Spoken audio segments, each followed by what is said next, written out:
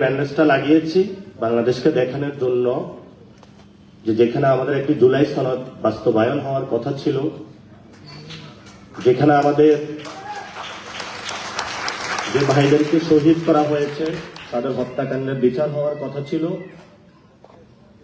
যাদের হাত কেড়ে নেওয়া হয়েছে, পা কেড়ে নেওয়া হয়েছে, চোখ কেড়ে নেওয়া হয়েছে, সেই মানুষগুলা সুচিকিৎসার হওয়ার কথা ছিল, যেই ফ্যামিলিগুলা ক্ষতিগ্রস্ত হয়েছে তাদের ক্ষতিপূরণ পাওয়ার কথা ছিল, যেখানে একটা ইউনিটির কথা ছিল, সেখানে অনেকেই পকেটে নিয়ে টাকা নিয়ে হাঁটছে যে জুলাই শহীদ ফ্যামিলি বা আহতদেরকে টাকা দিয়ে ক্রয় করবে। কিন্তু আল্লাহর কি অশেষ লীলা খেলা, বাংলাদেশের শহীদ ফ্যামিলি এবং আহত যারা আছেন তাদের মন এত শক্ত এবং এত পবিত্র যে দুনিয়ার চাঁদ তারা নিয়ে আসলো এবং যত টাকা নিয়ে আসিস তাদেরকে কেউ ক্রয় করতে পারবে না বাংলাদেশে ইনশাআল্লাহ। আপনারা জানেন আমাদের 2026-এ এসে যে লড়াইটি, এক নাম্বার হলো বাংলাদেশের 70% মানুষ রায় দিয়েছে যে গণভোটের, সেখানে আমরা দেখেছি যে জুলাই সনদ বাস্তবায়নের পক্ষে। সেটা যিনি প্রধানমন্ত্রী হয়েছেন উনি 2টা ভোটে প্রধানমন্ত্রী হয়েছেন, একটা ভোটে নয়। ফলত একটা ভোট মানবেন, আরেকটা ভোট যদি না মানেন তাহলে আমরা ভবিষ্যতে আপনাকে অবৈধ প্রধানমন্ত্রী বলবো।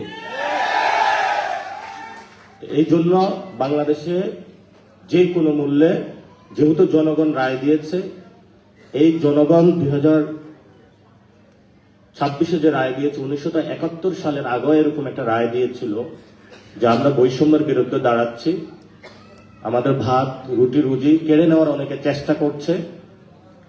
সে রায়কে, জনগণের যে রায়টা আছে সেটাকে শ্রদ্ধা জানানো হয়নি, ফলত বাংলাদেশ স্বাধীনতা লাভ করেছে। এরপরেও জনগণ অনেক রায় দিয়েছে, সেটা বাস্তবায়ন করা হয় নাই।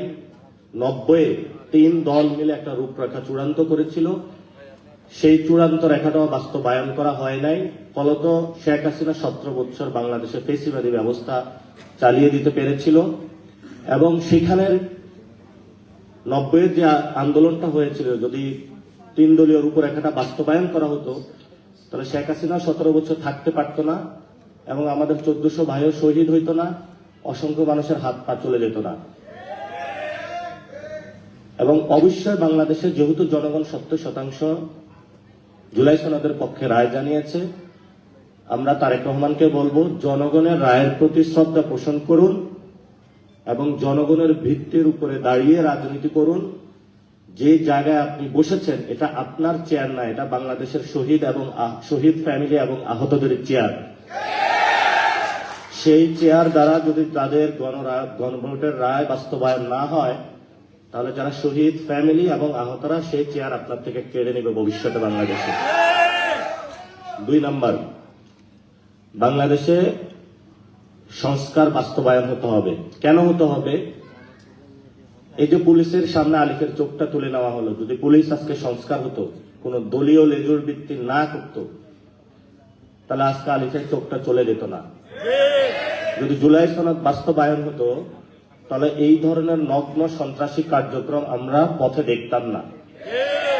সরকার একটা সংশোধন কমিটি গঠন করেছে, জুলাই সনদ বাস্তবায়ন করবে না এই মর্মে, এবং আমরা সরাসরি বলতে পারি যে বিএনপি জুলাইয়ের বিপক্ষে গিয়েছে। যদি বিপক্ষে না যাইতো তাহলে সংশোধন কমিটি তারা গঠন করত না। যেহেতু তারা সংশোধন কমিটি গঠন করেছে, পার্লামেন্টে আমরা আরো কথা বলবো। যদি এটা পার্লামেন্টে চূড়ান্ত না হয়, ইনশাআল্লাহ বাংলাদেশে যত শহীদ ফ্যামিলি রয়েছে এবং যতজন আহত রয়েছে তাদের আদালতে জুলাই সনদের রায় বাস্তবায়ন হবে ইনশাআল্লাহ। প্রথমবারের মতো প্রবাসীর সিটিতে শুরু হলো কমার্শিয়াল শপ বরাদ্দ। আপনার ব্যবসাকে দিন একটি আধুনিক ও সম্ভাবনাময় ঠিকানা। একই সঙ্গে নিশ্চিত করুন ভবিষ্যতে লাভজনক বিনিয়োগ। সীমিত সংখ্যক কমার্শিয়াল স্পেস এখন বুকিং চলছে। স্ক্রিনে প্রদর্শিত নাম্বারে আজই যোগাযোগ করুন এবং আপনার পছন্দের শপটি বুকিং নিশ্চিত করুন। স্পেস সীমিত, তাই দেরি নয়, আজই বুকিং করুন। প্রবাসীর সিটি, আপনার ব্যবসা ও বিনিয়োগের স্মার্ট সমাধান।